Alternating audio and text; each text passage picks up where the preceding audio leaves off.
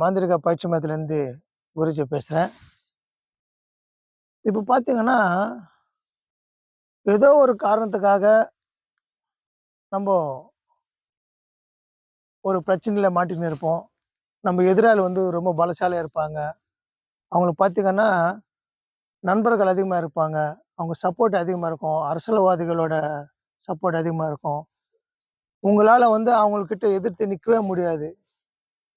ஏன்னா, உங்க எதிரி வந்து பலவானா இருக்கிறதுனால, நீங்க வந்து நெருங்க முடியாது. அப்படி நெருங்குனாலும் உங்க குடும்பத்த வந்து நாசனமாக்கிடுவாங்க. அந்த அளவுக்கு வந்து அவங்க ஜனம் அதிகமா இருப்பாங்க. நீங்க ஒரு ஒரு வீடோ, இல்ல ஒத்த ஆளோ இருப்பீங்க. உங்களால ஒண்ணுமே பண்ண முடியாத சூழ்நிலை இருக்கும். அப்படிப்பட்ட நண்பர்கள, அப்படிப்பட்ட எதிரிகள எப்படி நண்பன் ஆக்குறது? எந்த தேவத வச்சு வணங்கணும்? அன்றத பத்தி தான் நம்ம பார்க்க போறோம். இந்த தேவதை பேர் வந்து பைரவர். மகாபைரவர். இந்த பைரவர் வந்து எதிரிகள துவம்சம் பண்ணக்கூடிய சக்தி உள்ளவர். உங்களோட எதிரிகள் வந்து எத்தனை பலசாலி இருந்தாலும் சரி, அவருக்கு எந்த அளவுக்கு வந்து பணபலம், ஆளு பலம், அரசாங்க பலம் அப்படி இருந்தாலும் சரி, அதுல அவங்களுக்கு என்ன என்ன வகையான பலத்தோட உங்கள நோக்கி வந்தாலும் சரி, நீங்க பைரவர் பூஜை பண்ணி, அந்த தேவதையோட பாதுகாப்பு உங்க பக்கத்துல வச்சீங்கன்னா, உங்க கிட்ட அவங்கள ஒண்ணுமே பண்ண முடியாது.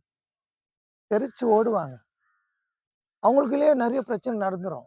அவங்களுக்குள்ளேயே இருக்கிற ஆ ஒருத்தர் வந்து அடிச்சுக்குவாங்க. அந்த அளவுக்கு அவங்களுக்குள்ளயே பிரச்சனை ஆயிடும். அதனால நம்ம வந்து ஒரு பிரச்சனையில போயிட்டு மாட்டிக்கணும். அந்த பிரச்சனையில வெளிய வர முடியல. இது என்ன பண்ணணும்னு தெரியல என்று சொல்லிட்டு கவலைப்படுறதுனாலயோ, உட்கார்ந்து அழுவுறதுனாலயோ எந்த ஒரு பிரயோஜனம் கிடையாது. நீங்க பைரவர முறையாக வழிபட கத்துக்கணும். அதாவது ஒரு கோயிலுக்கு போட்டு அங்க இருக்கிற பைரவர் சிலைய பார்த்து வழிபட்டு ஒரு பூஜை புனஸ்காரம் பண்றது கிடையாது. இது வந்து தனியா ஒரு வகை. இது எப்படிப்பட்டதுன்னா, ஒரு காலி மனையோ, இல்ல ஏரி கரையோ, ஒரு ஆத்தங்கரையோ அந்த மாரி இடத்துல பைரவர் வந்து பூஜிக்கணும். படையல் போடணும். அவர் விரும்பிய அசைவ உணவுகள் வைக்கணும். அப்பதான் அந்த பைரவர் சக்தி வந்து எடுத்துக்கும். எடுத்துக்கிட்டு உங்களுக்கு துணையா இருந்து, உங்கள பாதுகாத்து, உங்க அந்த பிரச்சனையிலருந்து வெளிய கொண்டு வந்து, உங்க வாழ்க்கையில வந்து எல்லா வகையான செல்வத்தையும் கொடுக்கும். அதனால இந்த பைரவர் சக்தி வந்து ஞானத்தையும் கொடுக்கும் உங்களுக்கு. நீங்க ஒரு வாட்டி வணங்குனாலும், இந்த பைரவர பூஜை பண்ணும்போது, உங்க பிரச்சனைய தீர்த்து கொடுக்கும். உங்க எதிராளிகிட்ட உங்கள காப்பாத்தும்.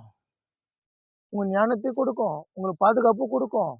உங்களுக்கு செல்வத்த அள்ளிக் கொடுக்கும். ஏன்னா, சொர்ண பைரவராக அவரே தான் இருக்காரு. அவர் பார்த்தீங்கன்னா, 8 வகை பைரவரு. அந்த 8 வகை 16 வகை பிரியுது. அப்படியே பிரிஞ்சுக்கினே போகுது. அந்த சக்திய வந்து விரிவாக்கினே போயினே இருக்கும் பைரவர் சக்தி. அவர்கிட்ட வந்து யாராலயும் வந்து எதிர்த்து நிக்க முடியாது. அதனால நீங்க வந்து எந்த மாரி சூழ்நிலை உங்களுக்கு இருந்தாலும், எந்த மாரி பிரச்சனைகள் இருந்தாலும், எப்படிப்பட்ட மரண பயம் உங்களுக்கு இருந்தாலும், நீங்க அவர வழிபடுங்க. உங்க பிரச்சனையெல்லாம் வந்து அப்படி தீர்த்து குடுப்பாரு. இது ரொம்ப ரொம்ப வந்து கேரண்டியான ஒரு விஷயங்க இது. கை கண்டது. எங்களோட அனுபவத்துல நாங்க செஞ்சு பார்த்தது. எத்தனையோ பேர் வாழ்க்கைக்கு வந்து அமைச்சு குடுத்தது. அதனால இந்த முறை வந்து மகாசக்தி படைச்ச முறை. இத பயன்படுத்துக்கங்க. எந்த மாரி சூழ்நிலை இருக்கட்டும் உங்களுக்கு. இந்த இந்த தேவத பயன்படுத்திக்கிட்டு, அதுல இருந்து நீங்க விடுபட்டு, உங்க குடும்பத்தோருக்கு எல்லாமே ஒற்றுமையா நல்லா வாழ்றதுக்கு முயற்சி பண்ணுங்க. இந்த பூஜை பண்றதுக்கோ, இதுல இருக்க விஷயத்த உங்களுக்கு தெரிஞ்சுக்கணும்னு ஆசைப்பட்டாலோ, என்ன தொடர்பு கொள்ளுங்க. நான் நம்பர் தரேன். உங்களுக்கு விவரமா அந்த பூஜை பத்தி சொல்லி தரேன். அந்த தேவதைய வந்து எப்படியெல்லாம் வழிபடணும்னு சொல்லி தரேன். அதுக்கு எந்த மாரி அசைவ படையல் வைக்கணும், எந்த மாரி இடத்துல வைக்கணும், என்ன மாரி மந்திர சொல்லு சொல்லணும்.